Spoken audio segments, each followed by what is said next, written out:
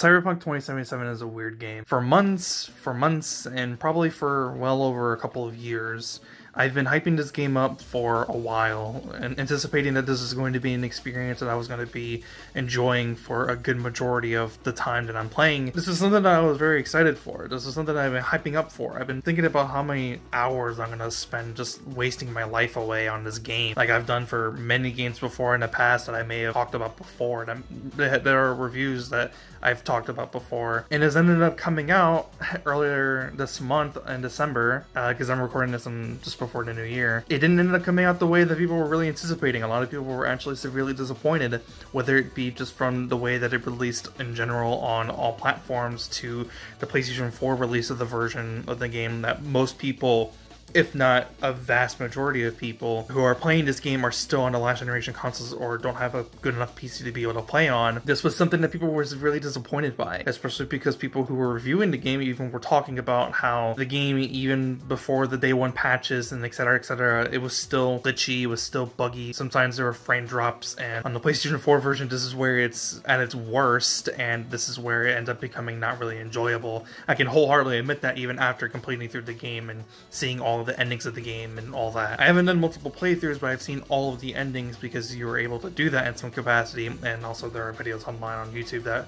have all the endings. And it was just a weird experience. It was a weird time to be excited for Cyberpunk because days before the game was coming out, I was like trying to make excuses for it. That maybe there's probably a reason why there are bugs and glitches. Maybe for some reason the devs kind of implemented those into the game so that people who got the game before releases, who aren't being given review copies, don't try to leak anything out, because even CD Projekt Red themselves didn't want information to get leaked out. But then you find more and more information that entails that even people who got review copies early, they were only getting it for the PC specifically. They weren't getting it on any of the versions of the console, especially the next generation consoles, which don't really exist yet. That only exists through backwards compatibility. There is no next generation upgrade yet, as far to my knowledge is. And so on December 10th, when I ended up getting the game and I started playing, I was met with a lot of confusion of, was this really how the game was going to run on this version of the game? I was playing it on a PlayStation 4, and there were frame drops. Textures weren't loading in properly. Character models weren't loading in properly. Stuff would just randomly disappear. Like character models of civilians on the street, certain portions of certain buildings wouldn't load in properly. Frame drops out the ass, just constantly going on and on. Just, there were times where, I actually have footage of this, where I'm falling through the world, whether it's my character model or my actual car. I'm just falling through the world, characters' vehicles, or players' vehicles are getting like sent flying into the air. All this stuff is happening within the game, and this is like on patch 1.06. And of course there are various different patches that have been coming out thus far, but the fact that the game on the PlayStation 4 still isn't entirely playable, that it's still kind of rough around the edges, just surprises me that the game even launched the way that it did. And you kind of have to question, did they even playtest this version of the game to begin with? Did they playtest the game at all before the release of the game? And of course, with all the information of crunch time from the developers and this and that, and just, the game was almost setting itself up with disaster with information that was getting released as the game was slowly getting closer to release, especially after the announcements of numerous of delays. We were wondering if this game was ever going to come out, and now that the game is out and the game is the way that it is, people are now starting to try to say and make excuses of, oh, we should have kept waiting, and you know, they should have delayed this game like one more time, or blah blah blah. And my whole question about that is, would people actually have been okay with a delay once more for the game? Would people have been okay with that? Would people have truly accepted that the game should have been delayed at least like one or two more times? Or would people just constantly make jokes about how it's never going to come out, or it's going to be like fucking Duke Nukem Forever, where it's going to come out like in 10 years and it's going to end up being a shit fest, and it's not going to be nowhere near as good as it was promised to be? And for what it's worth, even after all of the problems that I have with it, and some of the stuff that the game also has as well, with the fact that enemy variety can get very tiring. You either have people who use guns. Sometimes you find net runners and they try to use like the same stuff that you're able to use on other enemies on you, and then you also have melee enemies who have various different weapons, but that's about it. The game doesn't have that much variety when it comes in terms of enemies. And even the bosses are all kind of the same. If anything, the game doesn't even have very many bosses, and it actually kind of surprises me. One of them that you can actually full-on just skip altogether. And it was kind of weird how they decided to tackle enemy variety, where some of the bosses were kind of unique, but most of the generic enemies that you're fighting are not very unique in any capacity whatsoever. You know, you would think that they would have like bigger, bulkier enemies that are harder to take down, but they don't really have that. Most of the time you're just fighting guys who have guns, right? Since they have different types of guns, like power weapons, tech weapons, or smart weapons, you know, those do various different things, but they're all essentially the same thing.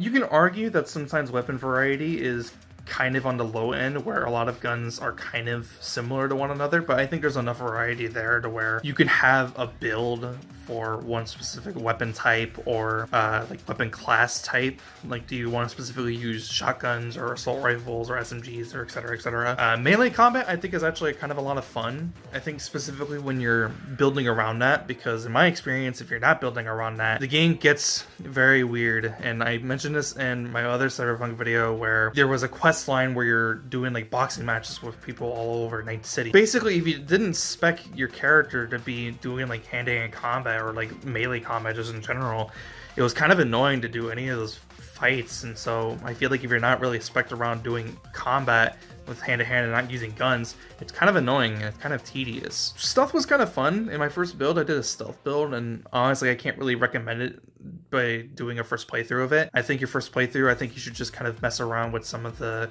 quick hacking abilities. I think crafting and technical ability is a must, because the only way they're able to gain a lot of benefits from using certain guns is by having your crafting stuff like maxed out, basically, because you're able to get like iconic weapons that are really good, but then you can't make them legendary, and by doing the crafting stuff you can make them legendary. So I think that's a guaranteed thing that every single player and every single playthrough needs to do. You need to do crafting. Crafting is one of the most important things in the game, and you shouldn't miss out on that. But in terms of stuff, like I was talking about, stuff was actually a lot of fun. I think the game gives you enough tools to mess around a little bit with how you take down enemies in a specific environment. I think in terms of level design, the way that they design certain places where you're able to go into an enemy encampment and take out a whole bunch of enemies, in certain places it's better than others, because a lot of it feels very similar to, a lot of places are very similar to one another.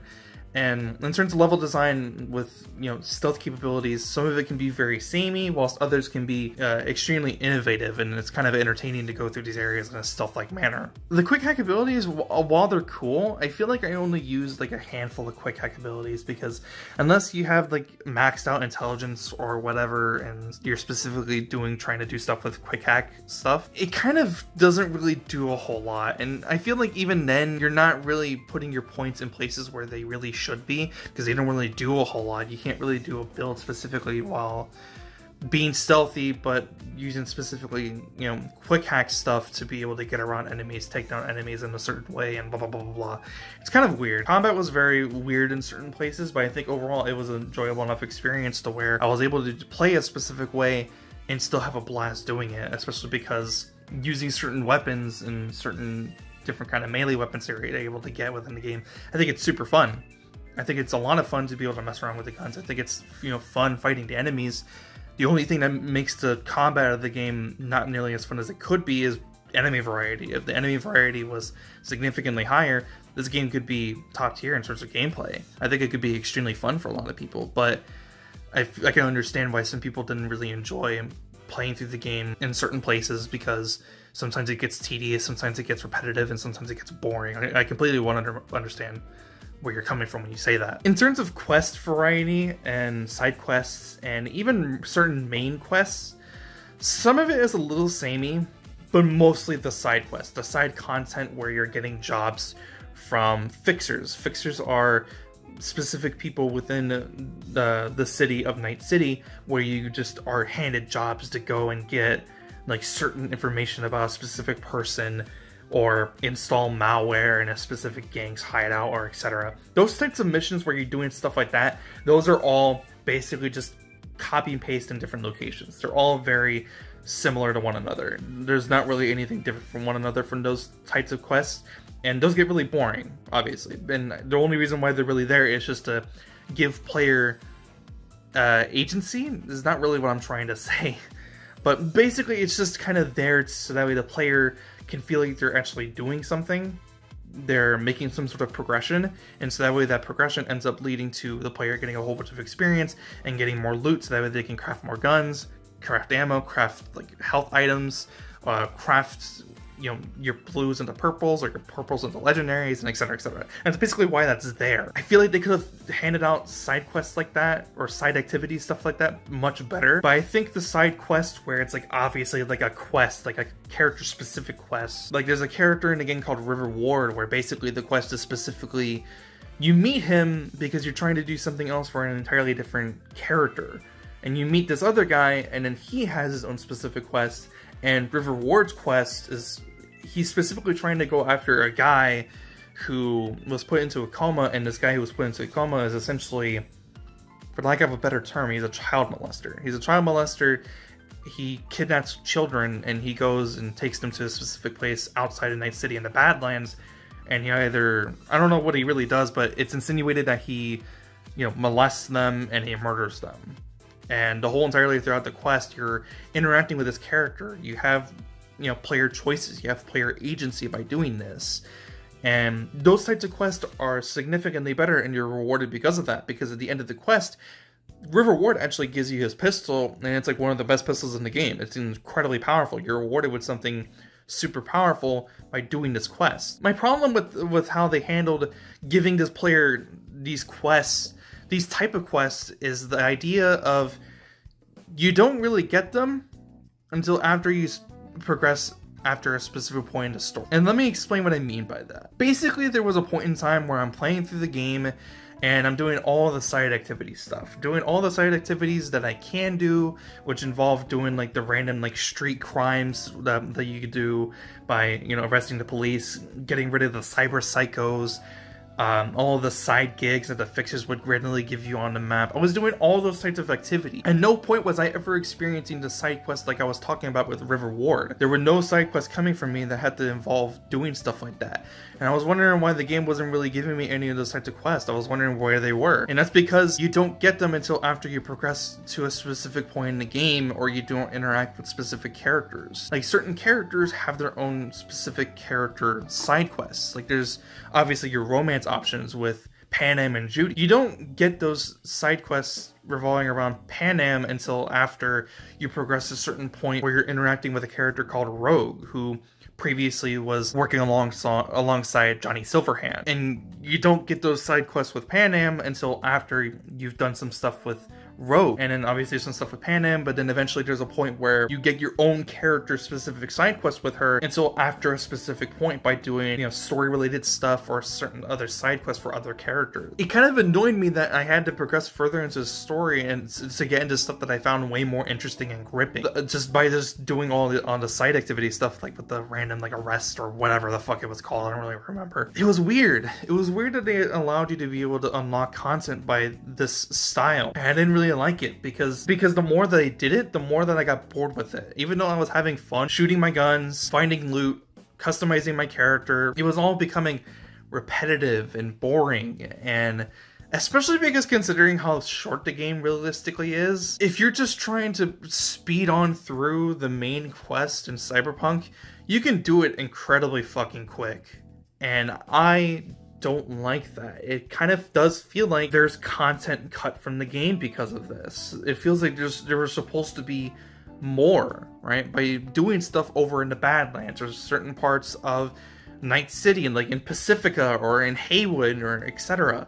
It feels like there was supposed to be more, and more that you were able to do with like the fixers. Because you can go and meet the fixers and you can talk to them, but they don't really give you anything besides just random pieces of dialogue. They don't personally hand out quests to you. They don't really interact with you in any other way besides just random pieces of dialogue that you can have with any other character. And it ultimately ends up becoming more of a drag, and there was a point where I didn't even want to really keep on playing. I felt like I had experienced everything in the game, and the only reason why I kept playing was just to see the ending of the game. And honestly, that's all I can really say about all that, so let's talk about the ending of the game. The ending of the game was very weird for me. I saw all the endings by either experiencing it myself or watching videos online on YouTube, and to be honest, I don't really like any of these endings, because the way that the endings play out, they all feel like no matter what, it all just ends up the same way regardless. No matter what you do, no matter what you're doing as the character of V, who you can pretty much put your own personality and spin into, even though they're a voiced main protagonist character in an RPG, there's nothing that you can do to stop what's supposed to happen. And so, spoilers, I guess. If you don't want to see spoilers, then skip ahead to like the end point of the video, whatever, I don't care. Pretty much what ends up happening is at the beginning of the game, in the prologue, you as the character of V and Jackie, who ends up becoming your best friend, are sent out to do a job for a specific person, where you're supposed to go into Konpeki Plaza because you're trying to pick up a relic, and you're trying to get that to someone else, who I think is a part of the Voodoo Boys, and you're trying to find a specific person. It's a little confusing. I'm not really explaining it to the best of my ability.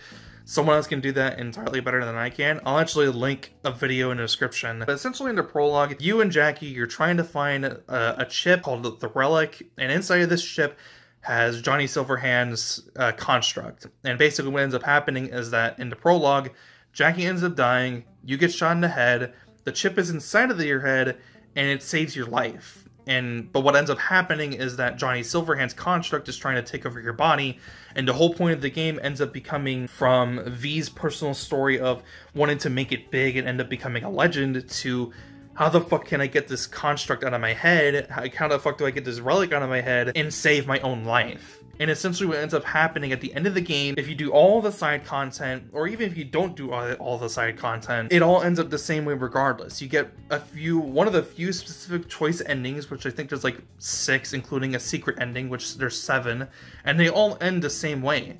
Either you get the relic out and Johnny goes into cyberspace with Alt Cunningham, who's another character who I'm not really going to talk about, and V ends up living, sort of. What ends up happening to V is that the chip was already programmed to take over V's body to begin with, completely changing its entire body to fit for Johnny Silverhand's construct.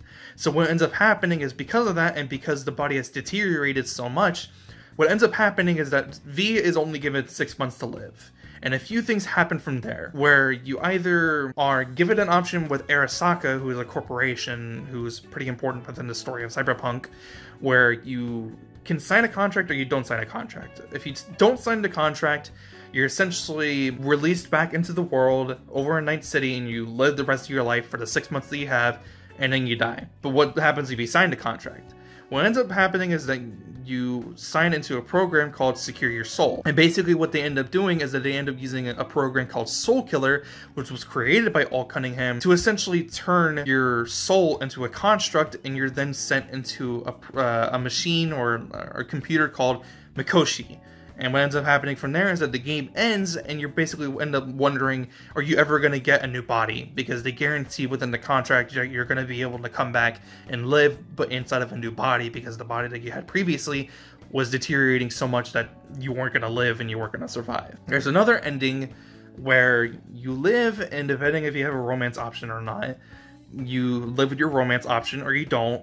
And what ends up happening is that you end up becoming the new boss of a club called Afterlife, and depending on certain choices that you make, either a character named Rogue is dead or she isn't. And what ends up happening is that V is sent off on their final mission, their final gig, and they go off into space for the Crystal Palace or whatever it's called, and they're trying to like either blow it up, rob it.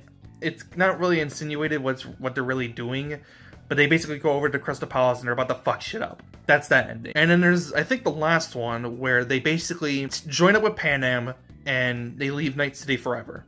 And they end up basically becoming a nomad. It's insinuated, sort of, because you get voicemails from certain characters that you've met throughout your journey in the game. It's kind of insinuated that maybe they live more than what they were given to, but if we're to take it at face value, they end up dying regardless, but they get to live out their life in the wild with Panam. And if you're playing as female V, if you romance Judy, Judy actually comes along with you. And I actually kind of like that ending, where if you're playing as female V and you romance Judy, Judy comes along with you, and you spend the rest of your life together outside of Night City, where it's basically fucking hell. And then all the other endings revolving around Johnny Silverhand, where they're all pretty much exactly the same thing.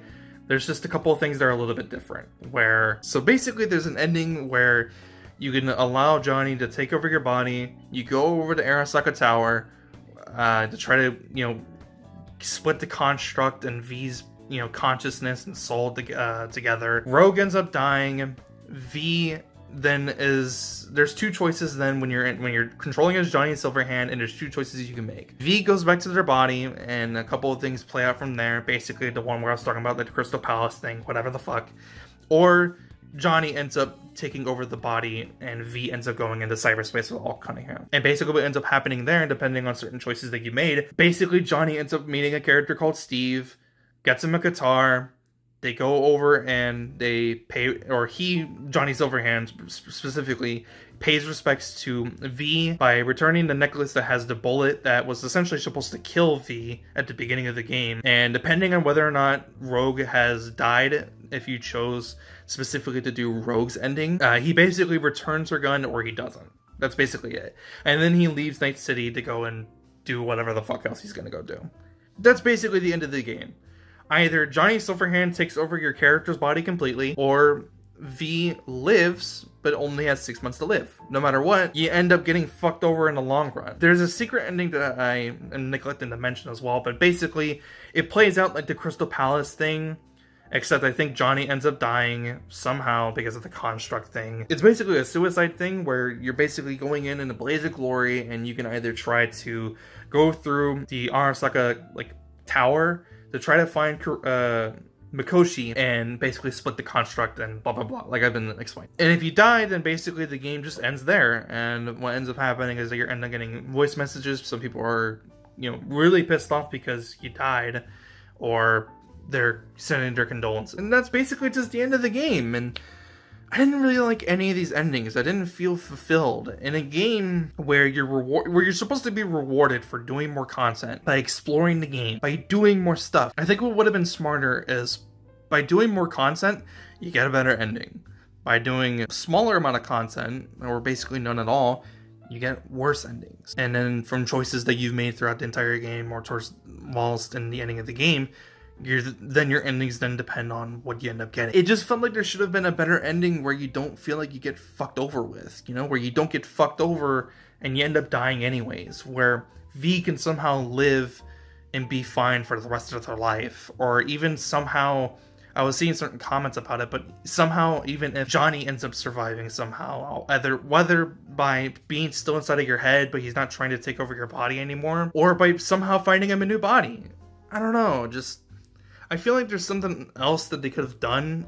I don't mind games where they have this type of ending, but in a game that's supposed to be multi-choice, multiple different endings, and your choices throughout the entirety of the game, from the main story to the side content, I feel like in the end, all my choices didn't really end up mattering anyways. It's just a matter of how long it took to be able to get to that process, to getting to the ending of the game, and then what ends up happening at the end of the game are basically just all the same thing. And it actually kind of pissed me off, because at first I got the ending where I signed a contract and basically went inside Soul Killer, or the program Soul Killer, you know, basically axed me off, and I went inside Mikoshi. That was my ending, and that really hurt my feelings, because I started fucking listening to all the voice messages or voicemails that I ended up getting, and I romanced Judy, and I ended up really liking Judy. And she basically just talks about how she's gonna leave Night City and basically start her life, you know, somewhere else. And that made me really sad, because I was like, what if my character never ends up getting a new body? What if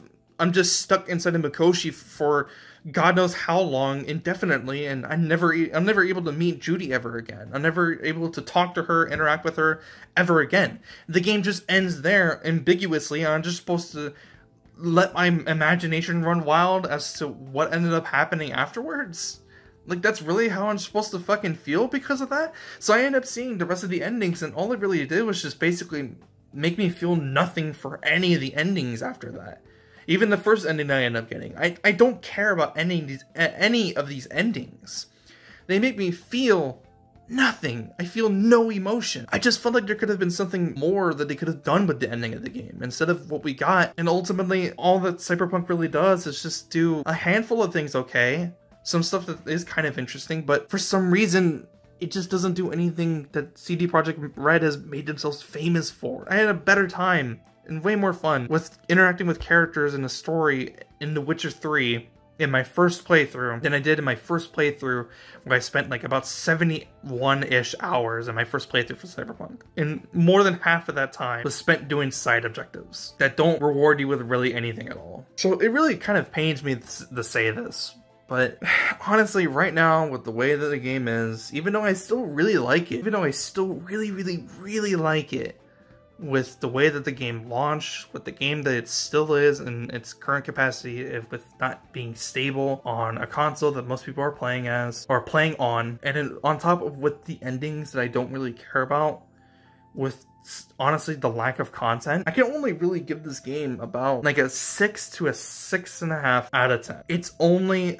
okay. It's only above average. It really pains me to say that because I was so excited for it. I was having fun, like, towards the beginning hours of the game when I was playing it, even though I was experiencing, obviously, some crashes, some frame drops, you know, some textures not loading in. I was still having fun. You know, I didn't feel like I got cheated out of my money, but now I'm just kind of like, I didn't get cheated out of my money, but I didn't really enjoy the way that it ended. You know, that's just my main gripe with it. The ending of the game just didn't satisfy anything. I'm about to go fucking play Persona 5 Royal again, just so that way I can experience a good ending again, because god damn it, I love Persona 5, and I love the ending that you get by doing all the content, by experiencing everything that you're supposed to with all the characters. You're rewarded in Persona 5 by going through all the content and interacting with all the characters to its completion. You're rewarded with such a fantastic ending, and I love it. And then with Cyberpunk, it just was the exact opposite. I felt like even though I spent my time investing into the characters and in the world, I was rewarded with nothing. And that's all I can really say about Cyberpunk 2077 right now, is that I was rewarded with doing everything by basically doing nothing at all. I don't even really know if I explained that properly. I just feel like I was rewarded with nothing in the end, and it all didn't matter. And part of me is really upset by it. You get what you pay for, I guess. So, yeah, that's kind of it. If you enjoyed hearing my thoughts and opinions about Cyberpunk 2077, leave a like. If you have different opinions of my own, leave a comment. I'll see you guys next one. Have a fantastic day. I'm out. Peace. God fucking damn it.